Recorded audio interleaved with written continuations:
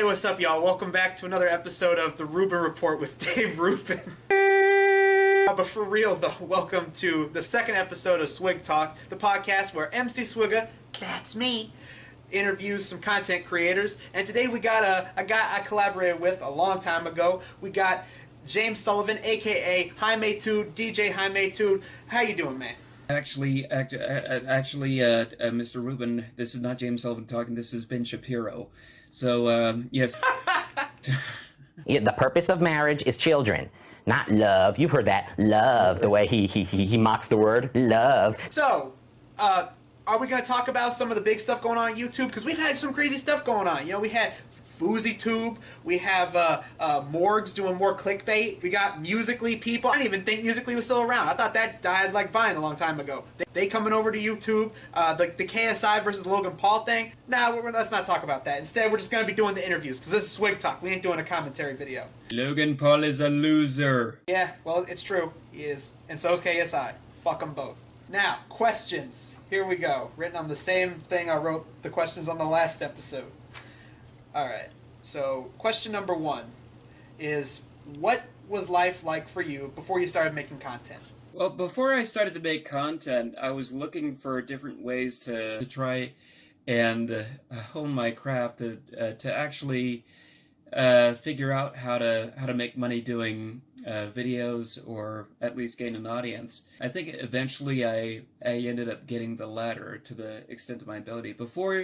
Before YouTube and before all the different video sharing sites like Dailymotion, RipTube, or what have you, currently I'm on BitChute, which is one that I highly approve of. VidMe's pretty great. Oh wait. No. Bye-bye. Before all of that, I was basically looking for ways to showcase my my video editing capabilities. I'd gone to college to be an editor on films and videos, and I ended up with an associate's degree in liberal arts and a bachelor's in cinema production. But I found out the hard way, you have to be extremely lucky to get a niche and make a living doing that stuff. I don't even know if my connections, they say you gotta have connections and whatnot. I knew frickin' Andrew Stanton from Pixar, and I still didn't get into the industry. So I know guys who work over at ILM, etc., etc. But it's that cutthroat of a deal. After a couple of years trying to get off the ground, a feature film project that I shot right out of high school, which I sincerely thought when I was a young cocky teenager that I could be like the kids who did the Blair Witch Project or something like that, and make a low budget horror film and just sort of send it off to Hollywood and beef it up or something like that. A lot of those horror movies that came around in the 2000s, they always made some sort of pitch. They always somehow got a studio to look at them and either release their project as is or fully fund them for a feature-length project. I don't know how lucky you have to be in order to do that, but I spent several years trying to get a feature film edited, shot, off the ground, and that was a cluster. I've even disposed of all the master tapes, so you'll never be able to find it. Ha! Content creators, it's like you said, you really have to be lucky. Like a lot of YouTubers that want to make YouTube their living, a lot of them have moved from like podunk towns or places like New York, or suburbs, or out of the city or whatever, just so they can live in LA, because YouTube is stationed in LA, and that way a lot of them end up collaborating with some big name YouTubers. They get more subscribers and more followers, and it's called networking. Like that's pretty good. But I mean, like you started off like at the beginning. Like you started off before that was like before all these YouTubers could even do that kind of stuff. So you're talking about really early YouTube before any of that was even possible, right? Yeah, 2000 YouTube. Back when you couldn't make a video that was longer than 10 minutes and everything was in standard definition. Oh yes, I remember those days before they sold out to so many different assets, shall we say. But yeah, 2007. One of my I signed up on YouTube because one of my first big videos on there, I was trying to get into a music video contest, and it was an elaborate college production that I put together with my buddy LD Taylor, also known as LT, who you've seen in some of my Jaimetud and From Pages to Pictures videos. And it turned out not to be a winning entry in the contest, but we were pretty proud of what we did there. Basically on a mediocre budget. Green screening my face in there with face paint and making it look like I had a giant pair of lips that were singing on stage. It was kind of a trippy video. You're talking about, the first few videos on your channel. That's the second question I had, is where did the name of the channel come from? Where did Jaimetud come from? Jaimetud is a long time nickname of mine. I forget when exactly it started out, but way back in middle school for me, my brother started calling me Jaimetudinal. I don't know where the full extent of it came from, but the start of it was, okay, we were just learning Spanish, so that was a cool thing. My name, James, in Spanish is Jaime, and then followed that by Tude, like attitude, so it was Tude, and then the Tudinol part, it just sort of slapped on there. Eventually it just got shortened to Jaimetud, and then when I first signed on for a certain email account, they had a 7-letter limit, so the E at the end of Tude got dropped. That's where Jaimetud came from. It's a long and noble history. I just sort of stuck with it over the years. Or it stuck to me. Who knows? So that was where the name came from, and you were talking about one of your earliest videos was a music video entry for a contest.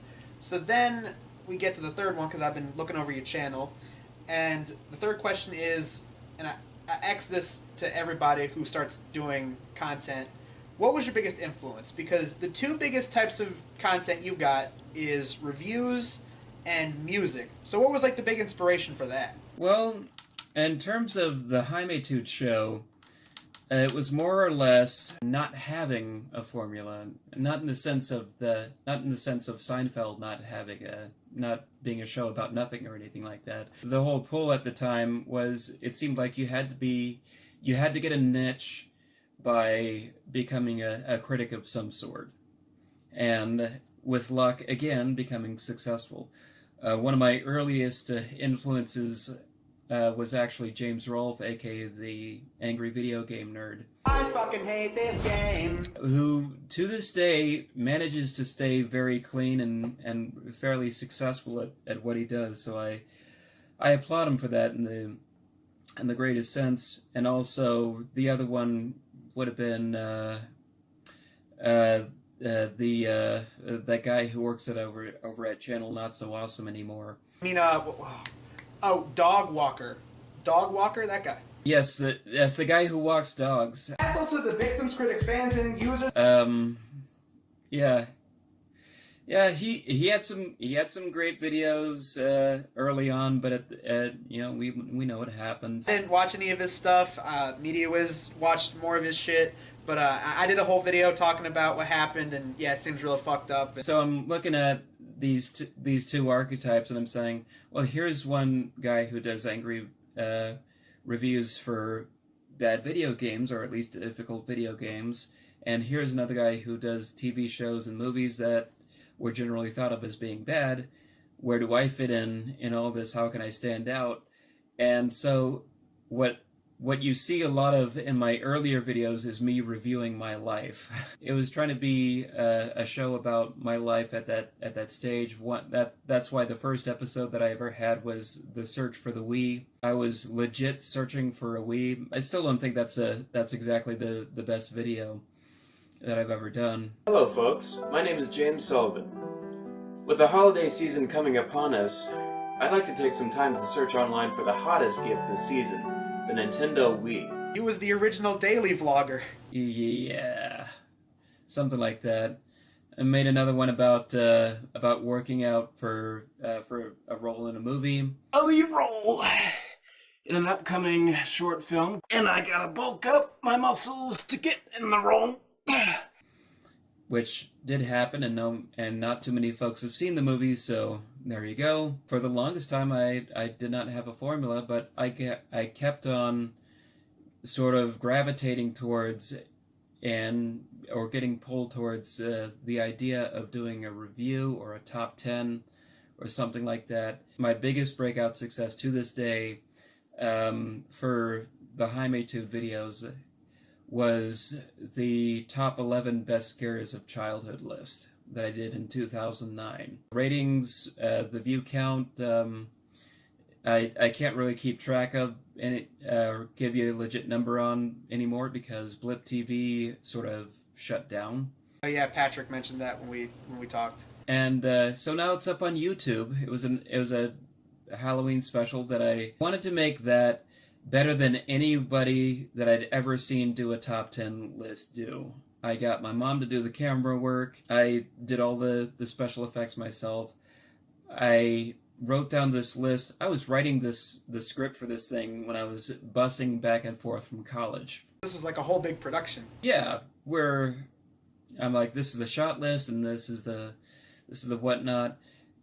It was not a hit when it first got released because I was aiming for late October release just in time for Halloween, and I end up having to upload it the day after Halloween. Just in time for Christmas. Eventually, though, that the views, the audience came for that one, and I just, it was in the thousands, and I think that at least the tens of thousands at one point, and I thought, wow, people really like this.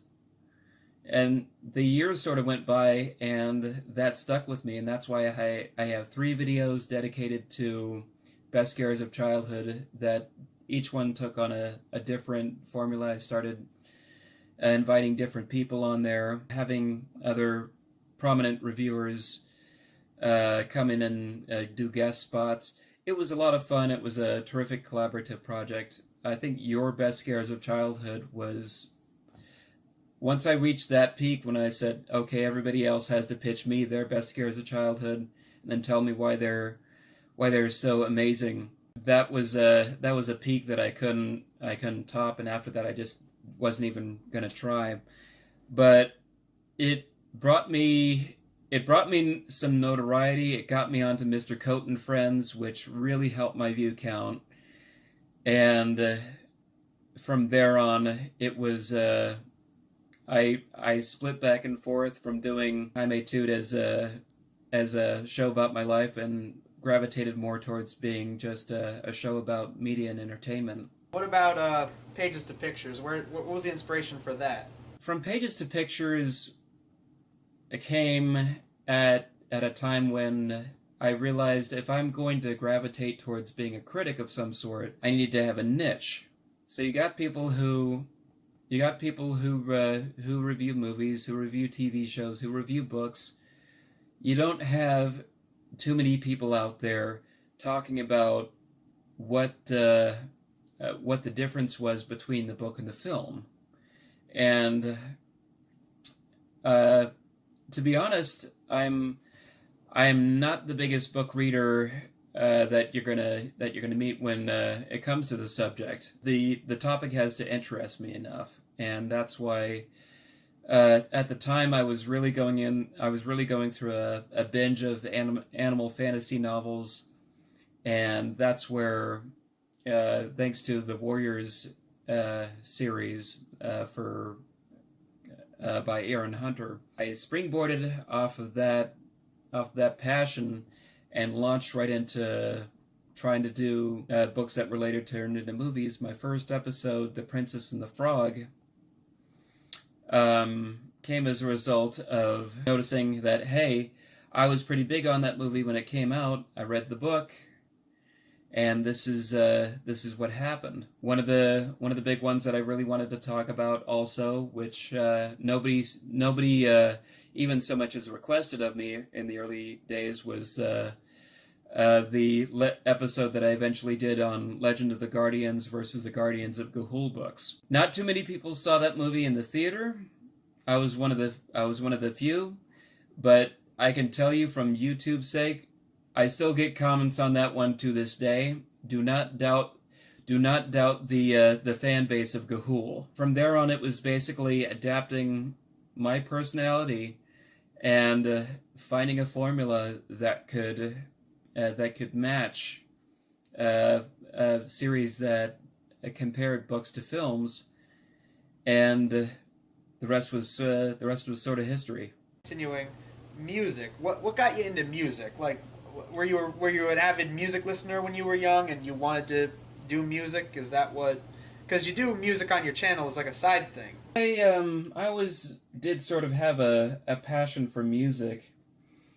Even back when I was a kid, I like to sing. I've grown to be more modest about my singing over the years. I'm not the best singer, especially as I get older. Everyone's voice sort of gets a little bit this, that, and the other. I did musicals when I was a kid. In the early years, one of my biggest influences or obsessions was probably Weird Al Yankovic. The one everybody wants to put up against Rucka Ali. It's always Weird Al versus Rucka. Weird Al's better, just saying. Ooh, burn! I got into Weird Al about when I was 10. It started with the Bad Hair Day album and Alapalooza. And from there on, I was pretty set. But the good thing about that, getting my obsession with Weird Al early on, was that here's somebody who doesn't like to stick to a genre of music. He has maintained popularity over the years because he pokes fun at whatever genre is popular in the moment. He's been very flexible about that. You have to understand that in terms of music, times change, what people listen to change. And that's why I feel like, as a result, today, I have a wide... I don't have a favorite genre of music, per se. It blends somewhere between rock, rap, pop, show tunes, and even reggae, whatever tickles my fancy. It's funny you say that when you talk about your thing with Weird Al, because Rucka was kind of the same thing with me. I discovered him when he blew up in 2009 with his first big hit, and like ever since then I was like, yo, I want to do what this guy does. And ever since then, y'all notice the rocking the merch. Ever since then I've just been an avid fan and been trying to. That's exactly where if anyone was curious, yeah, that's where the MC Swigga parodies came from. And that's why you had me do that one bit on them too.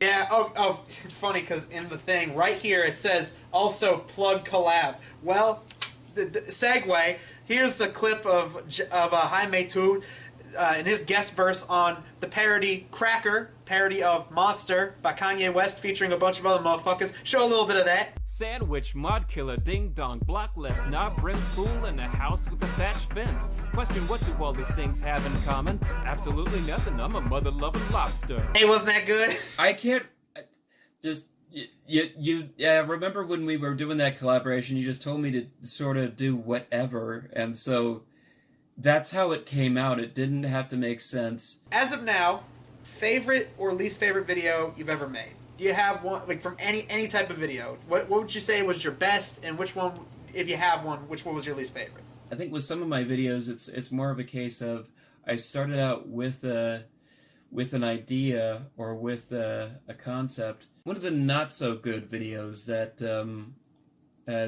I turned out on my channel, I can tell you that story. Years ago, I believe it was around 2010, 2011.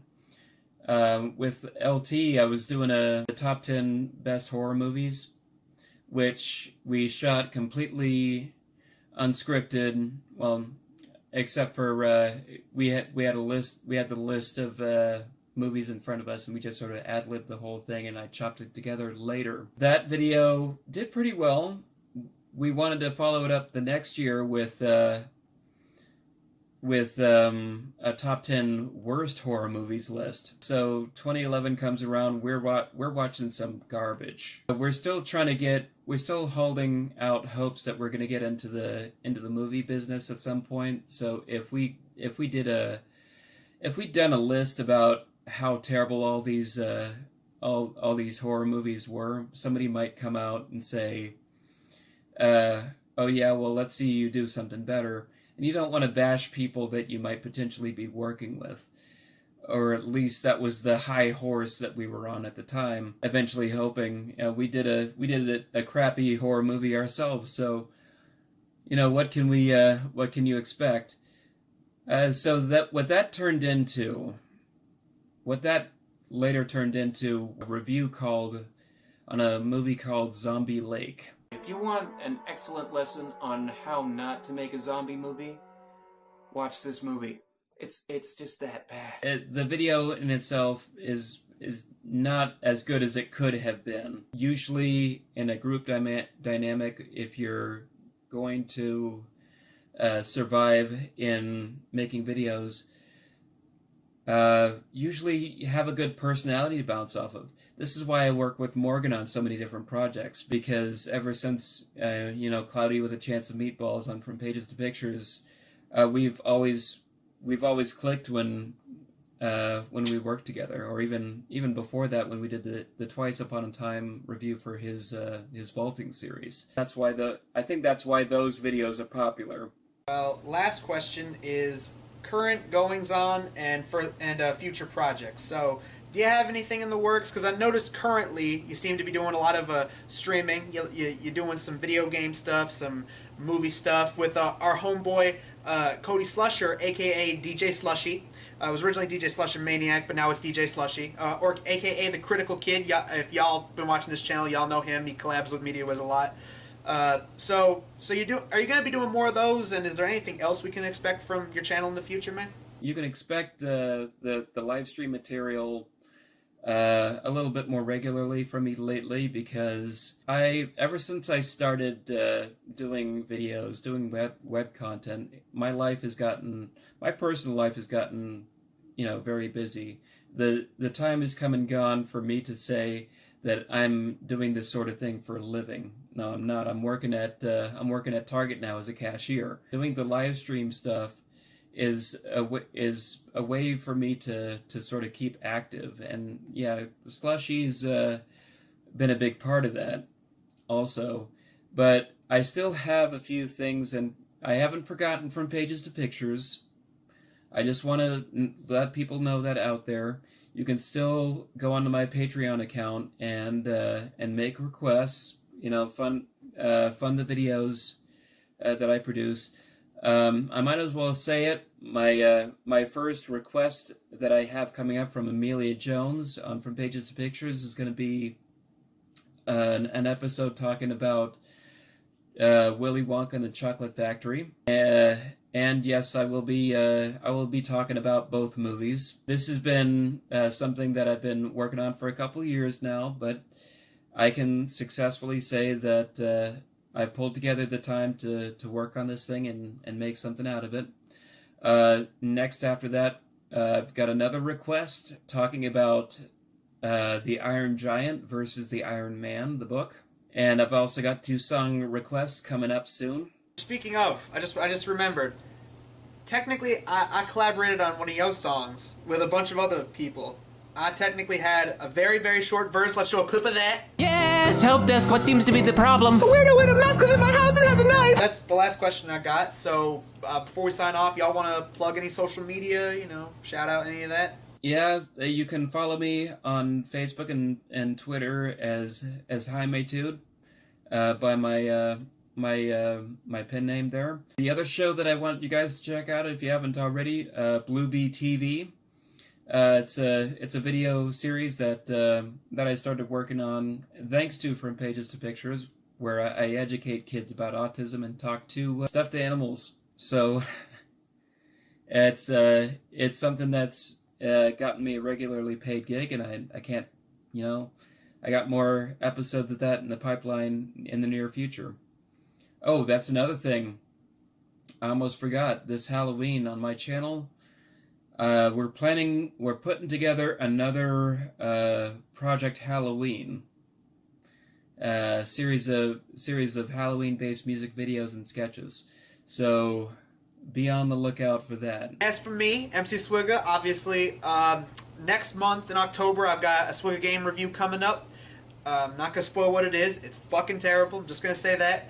And later on the week this gets uploaded, I've got a parody coming up, written by our boy Slushy, and actually featuring a bit of an up-and-comer. He's new to the parody comrade game, MC Webster.